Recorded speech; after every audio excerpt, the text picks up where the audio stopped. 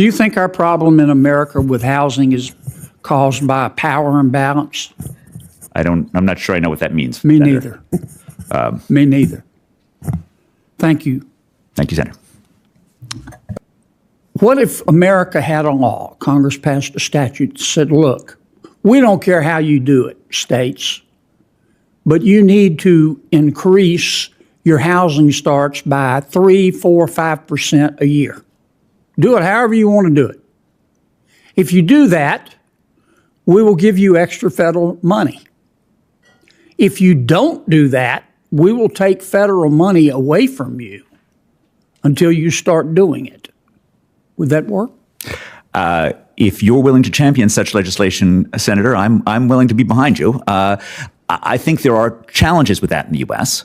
The difficulties of taking away spending that was already expected may be particularly hard. It may be easier to do with discretionary grants than with spending that's targeted. I also think it needs to be targeted not to the state's level of production, but to production in the most productive parts of the state. Hey folks, welcome back to the channel. Now, I know you're all fed up with the way things are going in this country, and I don't blame you. We're seeing our nation crippled by bureaucratic nonsense, overregulation, and a government that doesn't know when to stop spending our hard-earned tax dollars. But there's hope, my fellow patriots, because today we're talking about a critical issue that's hurting every American, regardless of where they live, the housing crisis. But more importantly, we're going to break down a powerful exchange between Senator John Kennedy and Professor Edward Glaser that reveals the real reasons why this crisis exists and how it can be fixed. Senator Kennedy, the floor is yours, sir. Thank you all for being here. Professor Glaser, you're head of the Department of Economics at Harvard? No longer. But you've taught there since 1992. Correct. I think you need to turn your microphone on. Oh, sure. Thank you. You did your PhD work at Chicago? That's correct, sir. Great school. You publish about 5 articles a year? I don't know. I've published a few. I appreciate your testimony because you not only talked about the problem, but you talked about possible solutions.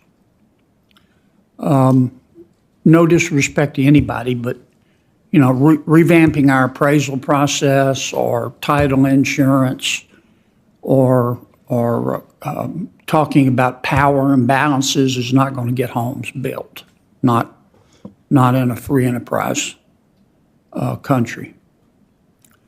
Our problem is supply, isn't it? Yes, sir. And the main reason we have a problem with supply is because of land use regulation, isn't it? I've been saying that for 25 years, Senator. Yes, I agree with that very strongly. And land use, zoning, some would call it, is within the job description of, to some extent, state, but mostly local government. Is that right? That's correct, sir. And Congress has a history, it seems to me, you can disagree, certainly, if you do, of just throwing money at the problem and trying to tell local government how to get more houses built. And local government takes the money and pushes back because politicians at the local level, they like to eat and live indoors too, and they like to get reelected, and they don't want to make anybody upset by changing land use regulation in a way to encourage more housing. Would that be a fair assessment? My words, though, not yours. I will not disagree with any of those words, Senator. Okay. There's a plan that's been talked about in Canada.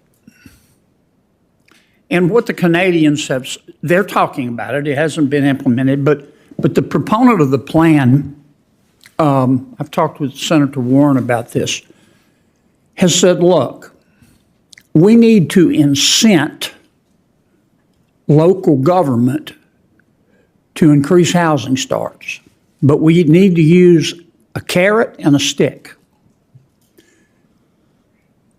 What if America had a law, Congress passed a statute that said, look, we don't care how you do it, states, but you need to increase your housing starts by 3, 4, 5% a year. Do it however you want to do it.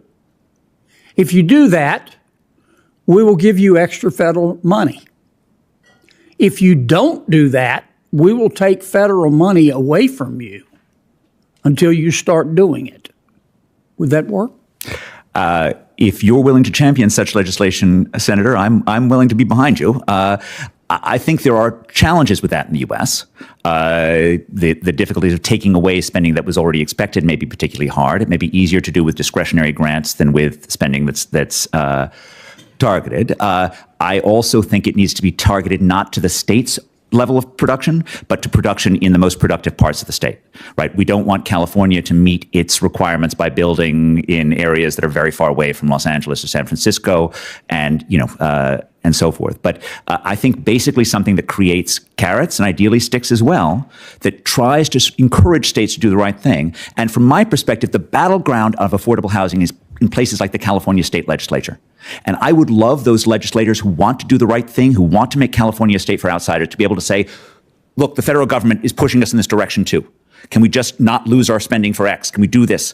And I think that would be very powerful in the hands of state Who would be best to decide the most productive areas to incent housing? I would use Bureau of Economic Analysis numbers of output per capita. I don't think it's, but this can be debated. We can, lots of people. I would not hand it over to an agency, though. I would put it directly in the legislation. Do you think our problem in America with housing is caused by a power imbalance? I'm not sure I know what that means. Me Senator. neither. Me neither. Thank you. Thank you, Senator. Boom. There it is. Right off the bat, Senator Kennedy hits the nail on the head. The problem isn't some mysterious force or power imbalance, as some like to claim. The issue is simple. It's the government. More specifically, it's the overbearing, over-regulating, power-hungry local governments that are holding us back from fixing this crisis. This is a message we've been screaming from the rooftops for years. It's local zoning laws, building regulations, and a general refusal to allow new development in cities and towns that are desperate for more housing. And the politicians know it. But guess what? They don't want to touch it because, well, it's politically risky. Exactly. Kennedy nails it again. Congress, which is supposed to be representing you, the American people, just throws more and more money at a problem without addressing the root cause. They don't want to make the tough decisions. It's easier to hand out federal dollars like candy than to actually stand up to local politicians and force them to change their policies. But here's the thing, we've seen this time and time again in government. More money doesn't fix the problem. It just grows the government. More spending means more control over your life. This is a big government solution to a small government problem. Now, I'm not going to lie. I actually like the sound of this. This is the kind of bold thinking we need. Senator Kennedy is suggesting using a system of incentives, where states and local governments that don't want to build new housing would lose federal funding. Finally, someone is thinking outside the box. But let's be real for a second. We've seen how these things play out in the past. Politicians love their federal dollars, and if you dangle that carrot in front of them, they might just get on board. But the stick part? Taking money away from states and localities that refuse to comply? That could be where the real battle happens. Okay, I see where Glazer's coming from. He's right, you don't want to just build housing in the middle of nowhere. But let's be real. The major urban centers, especially places like California, New York, and Chicago, are where the housing crisis is the worst. People are being pushed out because of high prices, and it's all thanks to these ridiculous zoning laws. These states and cities have the land. They have the resources. The issue is that the local governments are standing in the way of progress because they want to protect their little political fiefdoms. Here's the thing, folks. No one wants the feds to have even more control, and I get that. But what we do want is to push local governments to stop acting like they own the land and the people. We own the land. We are the ones who need affordable housing to live, to raise our families, to build our futures. Local politicians have been ignoring the problem for too long, and the feds need to step in and hold them accountable. Come on, Kennedy, you just gave the right answer. We're not talking about some power imbalance. That's a red herring. We're talking about political inertia and local government corruption. Politicians don't want to fix things because they're scared of upsetting their donors or their base. That's the real issue. And that's why we need to shake things up. We need real patriots in office who understand that the American dream isn't just about the elites and the powerful. It's about regular folks being able to buy a home, live in a neighborhood that's safe, and give their kids a shot at the future. Not just sitting back while politicians fiddle with bureaucracy. Let me tell you something, patriots. We're watching the decline of this country in real time. We're seeing the American dream slip away for so many of our fellow citizens because of these backward policies and overreaching government controls. It's time to demand change. It's time to tell these politicians that we've had enough. They can't just keep throwing money at problems. They need to make real, substantive changes that will actually help people, like fixing these insane zoning laws, allowing for new housing development, and making sure that American families, not just the rich elites, can afford a home. We don't need more government handouts. We need more freedom to build, to grow, and to succeed. We need to take our country back. And it starts with common sense policies that put the American people first. So what do you think? Do you agree with Senator Kennedy's proposal? Or do you think there's a better way to solve this housing crisis? Let me know in the comments below, and don't forget to like and subscribe for more updates. We've got work to do, patriots.